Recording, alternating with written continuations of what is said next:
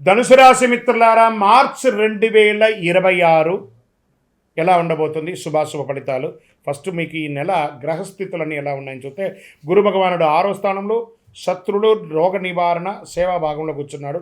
శని భగవానుడు 4వ స్థానంలో కూర్చున్నారు. ఇక్కడనే ఏం చెప్పారంటే అర్ధాష్టమ శని, కొంచెం జాగ్రత్తగా ఉండాల్సినటువంటి సమయం.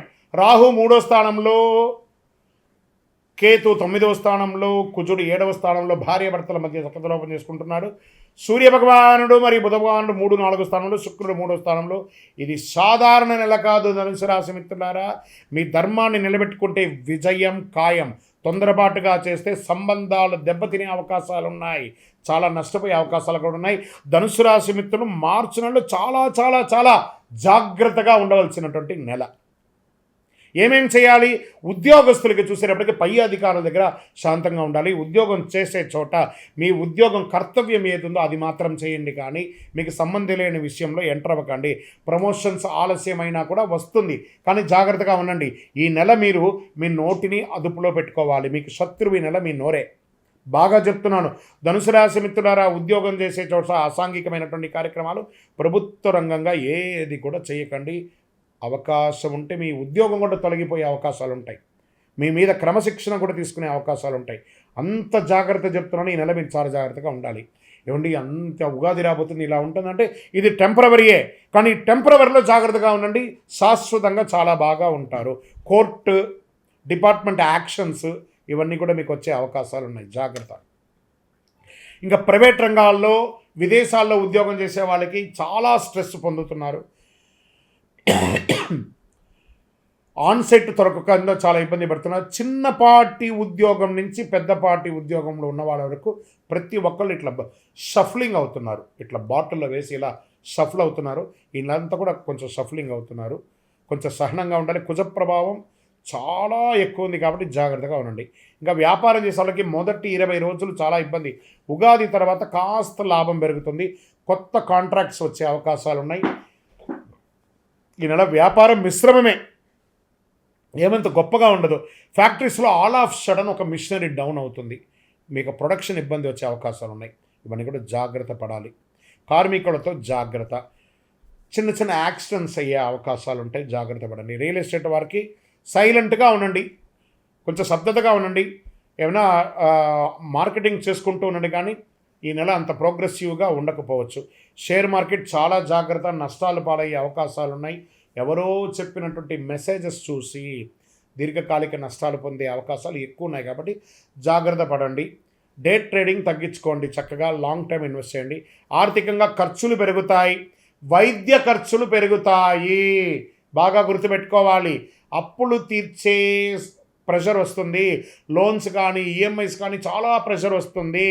బడ్జెట్ ప్లాన్ చాలా అవసరము. విలాసవంతమైనటువంటి ఖర్చులు తగ్గించండి, అలవాట్లు తగ్గించండి.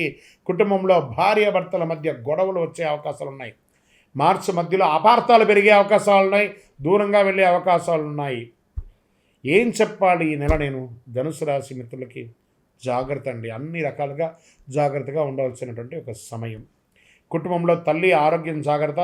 ఇంట్లో శుభకార్యాలకి ప్రయత్నం చేస్తుంటారు. కాస్త అనుకూలమైనటువంటి వాతావరణం వచ్చడానికి అందరితో ప్రేమగా వ్యవహరించండి.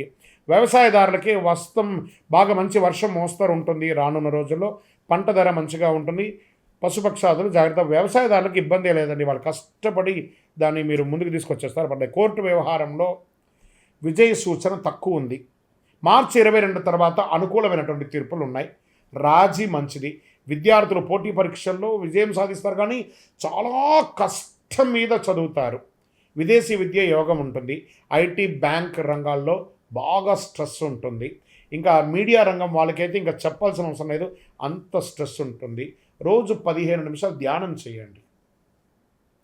మాట తగ్గించండి, ఎందుకంటే నాలిక మీద కూర్చున్నాడు ఆ శని భగవానుడు. మాట తగ్గించండి. రాత్రి ఆలస్యంగా పడుకోవడం మానేయండి. ఫస్ట్ జీర్ణ సమస్యలు వచ్చే అవకాశాలు ఉన్నాయి. ఆరోగ్యపరంగా నడుము నొప్పి వచ్చే అవకాశాలు ఉన్నాయి. శస్త్రచికిత్స అయ్యే అవకాశాలు ఉన్నాయి. వాహనం నడిపేటప్పుడు జాగ్రత్త. ఈ సోషల్ మీడియాలో కామెంట్స్ పెట్టడము, సోషల్ మీడియాలో ఇబ్బంది పెట్టడాలు, ఇవన్నీ కాస్త జాగ్రత్తగా ఉండండి. అది మీ యొక్క నెత్తికి చుట్టుకుంటుంది. లీగల్గా ఇష్యూస్ వచ్చే అవకాశాలు ఉన్నాయి. ఈ తేలికపాటి ఆహారాలు చాలా మంచిది. ఉదయం నడక, ఇవన్నీ కూడా వ్యాయామం, ఇవన్నీ కూడా అవసరమే. కానీ ప్రతి గురువారం మీరు చేయవలసినటువంటి ఒక పరిహారం ఉంది.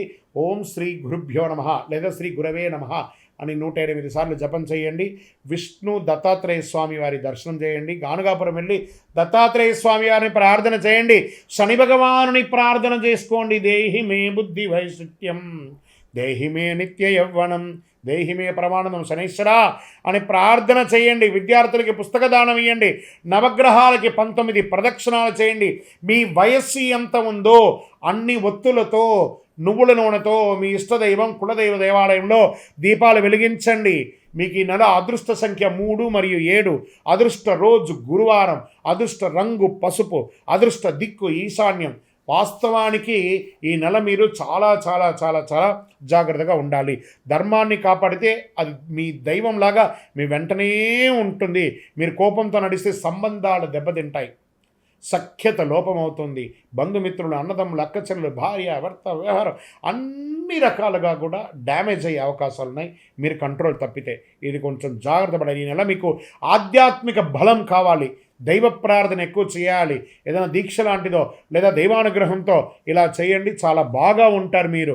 మీ యొక్క వ్యక్తిగత జాతకం చూసుకోవాలి అని అనుకుంటే మీ పేరు, మీ date of birth, time of birth, place of birth మా నెంబర్కి వాట్సాప్ ఇవ్వండి. మా అడ్మిన్స్ మీకు రిప్లై ఇస్తారు. కాల్ చేయకండి, మీరు వాట్సాప్ చేయండి. ఇంకనూ స్వామి మా యొక్క సమస్యలు తిరగడానికి శీఘ్రమైనటువంటి ఒక దారి ఏదైనా ఉంది అంటే అతి శక్తివంతమైన 48 రోజులు మన దేవాలయంలో పూజ చేసినటువంటి కరుంగాలి మాలను ధరించండి. ఆర్థికంగాను, మానసికంగాను, శారీరకంగాను, సామాజికంగాను ఉపశమనం పొందుతారు. విజయోస్తు.